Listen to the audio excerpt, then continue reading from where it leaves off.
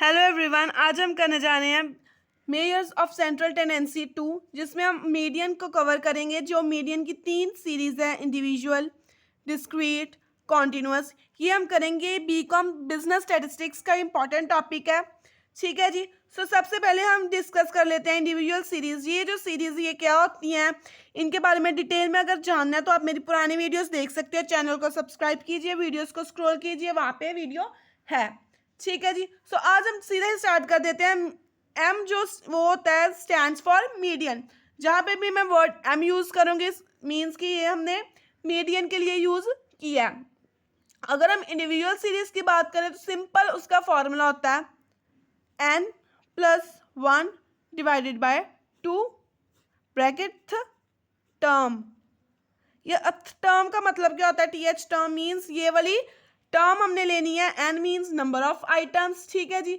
ये फर्दर आगे ना 2 में डिवाइडेड है, ऑड या इवन। जब हम सम सॉल्व करेंगे तो आपको खुद पता चल जाएगा क्यों ऑड और इवन में हमने इसको ऐसे लिखना है। अगर तो हमारा ऑड है तो सिंपल हम यही फॉर्मूला ले लेंगे, n+1 divided by 2th term. But even में थोड़ा सा पंगा पड़ेगा। इवन में भी यही फॉर्मूला लगना है, n+1 ओवर 2th टर्म, पर उसके साथ साथ एक और नेक्स्ट हमने फॉर्मूला लगाना है, साइज ऑफ जो भी आइटम आएगी। 2 आइटम्स आनी है ना हमारे पास, इसमें पॉइंट्स में आंसर आता है हमारा। ठीक है जी। साइज ऑफ आइटम प्लस जो उसके आगे वाली साइज ऑफ आइटम होगी डिवाइडेड बाय, ये हमने 2 के साथ डिवाइड करना है।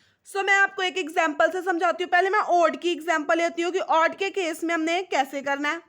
मान लीजिए हमारे पास है 9 सीरीज। ठीक है, हम पहले लिख लेते हैं 1 2 3 4 एंड 5। 5 हमारे पास नंबर्स है। कौन कौन से हैं यहाँ पे? 9 11 12 3 4। ठीक है जी। जब हम फॉर्मूला लगाएंगे तो काउंट करिए इन्हें, 1 2 3 4 5 है। एन कितना हमारे पास? 5+1 डिवाइडेड बाय 2 टीएच टर्म। ये लिखना मत भूलना साथ में फॉर्मूले के, वरना फॉर्मूला गलत।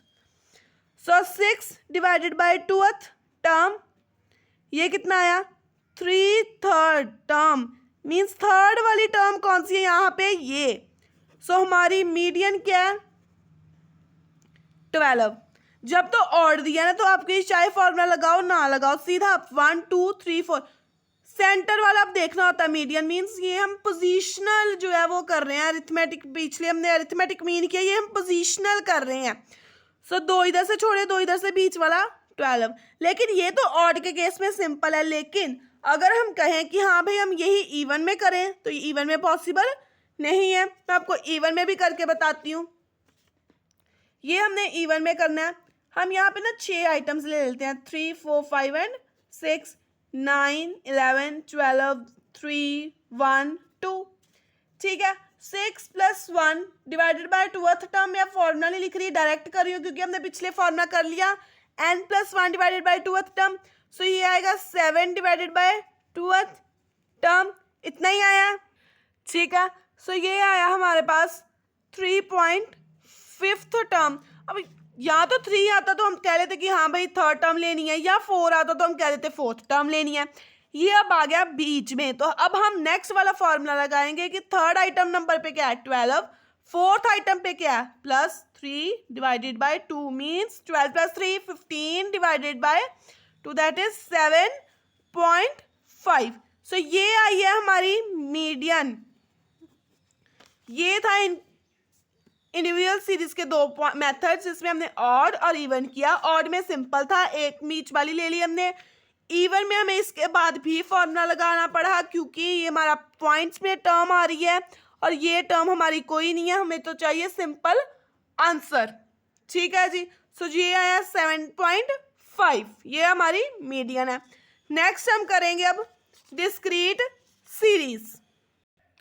ठीक है जी। डिस्क्रीट सीरीज का हमारा formula capital N. Capital N का आपको मतलब पता है कि टोटल ऑफ फ्रीक्वेंसीज। तो डिस्क्रीट में फ्रीक्वेंसीज है capital n+1 divided by 2th term. इसमें कोई ऑड इवन का चक्कर नहीं है, एक फॉर्मूला लगाओ और आंसर।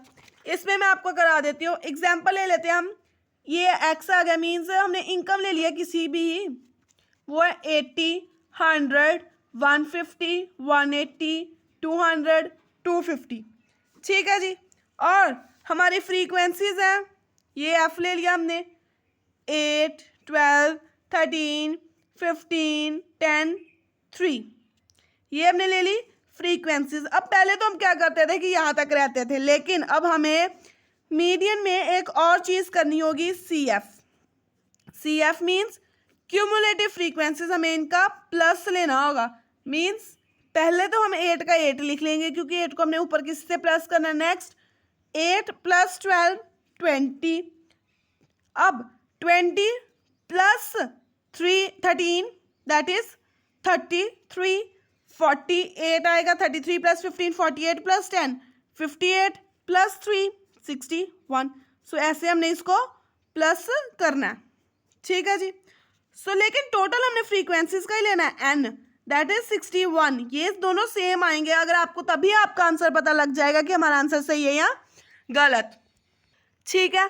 सो हमें पता है इसका formula, capital N + 1 divided by 2th item, capital N कितना, 61 + 2 divided by 2 that is 63। Obvious है ना, इतना ही आएगा, कोई गड़बड़ी तो नहीं हो रही।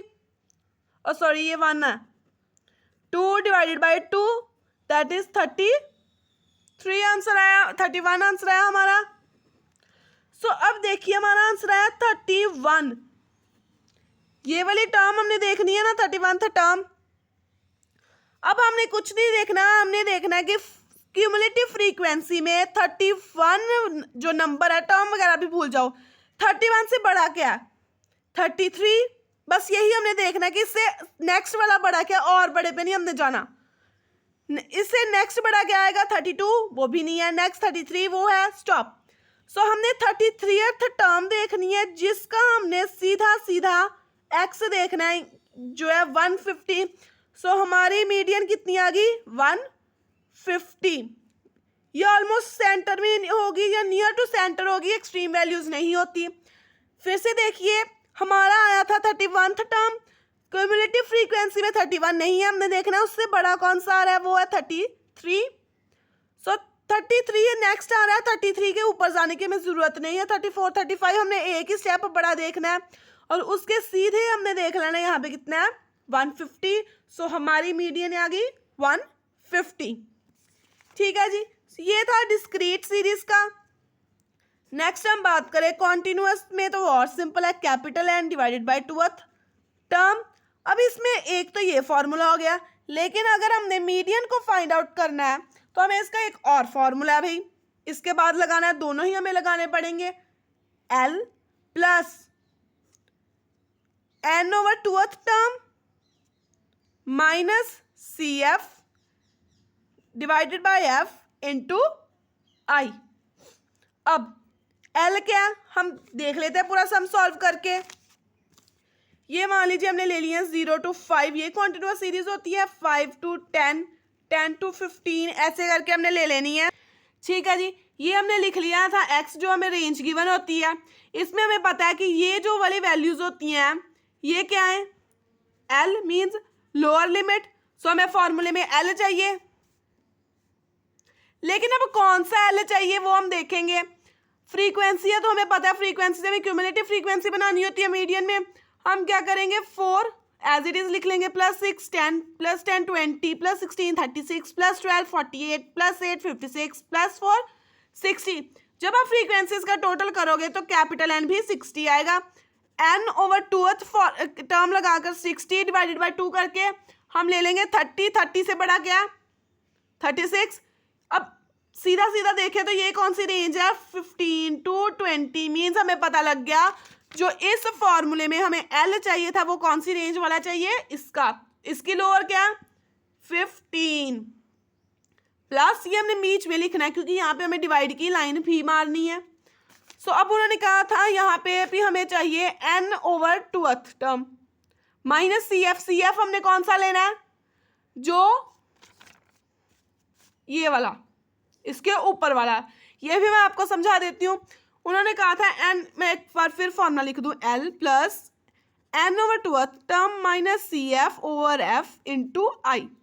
n/2th टर्म यहाँ पे डिवाइड करने की जगह हम डायरेक्टली 30 लिख सकते हैं यहाँ पे, क्योंकि हमने ऑलरेडी कर लिया हुआ है।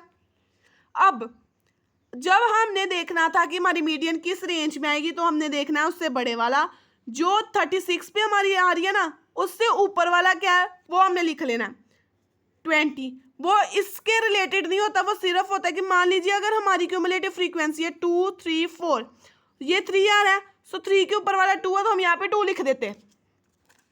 30 - 20, फ्रीक्वेंसी हमने 36 वाली देखनी है जो है 16 multiplied by I. I means gap कितना है लोअर लिमिट और अपर लिमिट में, उस रेंज में जो सी हमने सिलेक्ट की है सिर्फ 5 का 15 प्लस, यहाँ अगर डायरेक्टली हम माइनस करेंगे 20 - 15 तो ये 5 आ रहा है, तो हम डायरेक्ट गैप लिख सकते हैं 5 का। अगर आपको ऐसे बेसिक सीखने हैं तो आप मेरी पुरानी वीडियोस देख सकते हो, उसको आप में क्लियरली बताया हुआ कि आप गैप कैसे फाइंड आउट कर सकते हो। इंटू 5 किया, ये था हमारा पूरा। सो जब हम इसको टोटल को सॉल्व करेंगे तो ये आएगा 15 प्लस 50/16, क्योंकि यहाँ पे 10 आएगा, 10 को इसके साथ मल्टीप्लाई किया तो 50। ठीक है जी, जो आएगा 15 प्लस अगर हम करें इसको तो आता है 3.125। ठीक है, जो बनेगा 18.125। ये आ गई हमारी मीडियन। हमें कैसे पता लगा कि हमारा आंसर सही है, क्योंकि हमारी मीडियन हमारी रेंज में ही लाई कर रही है। 15 to 20 अगर बात करें तो 18 उसके बीच में ही आ रहा है, सो इट मीन्स कि हमारी मीडियन सही है। कॉन्टिन्यूअस सीरीज वाली जो थोड़ी होती है वो थोड़ी सी कॉम्प्लिकेटेड कह लीजिए, थोड़ी सी कंफ्यूजिंग होती है, बट कंफ्यूज नहीं होना। जो जो आपको फॉर्मूले में दिया है वो पुट कर दो। सिंपल ये याद रखना है कि जो इसको डिवाइड करके हमारा आती है वो वाली TH टर्म, उससे बड़ा जो होगा वो हमारी रेंज के लिए सिलेक्टेड किया जाएगा, वो वाली पूरी लाइन। और जब हमने फ्रीक्वेंसी में लिखना है तो वही आएगा, लेकिन जब हमने इस वाले फॉर्मूले में क्यूमुलेटिव फ्रीक्वेंसी फिल करनी है ना, तो जो वाली लाइन हमने सिलेक्ट की थी जिस क्यूमुलेटिव फ्रीक्वेंसी की मदद से, उससे ऊपर वाली देखनी है।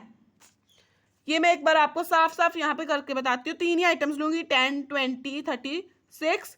फ्रीक्वेंसी हमारी आती है 16 10 और 6, ये कुछ नहीं है। रेंज हमारी आती है 5 to 10, यही है। 10 to 15 ऊपर भी यही है, एंड 15 to 20। ठीक है, ये आ गई हमारी रेंज। सो हमने यहाँ पे 30 सिलेक्ट किया था क्यूमुलेटिव फ्रीक्वेंसी के लिए, ये वाली रेंज। मैं पेन चेंज करके आपको बता देती हूँ, हमने सिलेक्ट की थी ये वाली रेंज।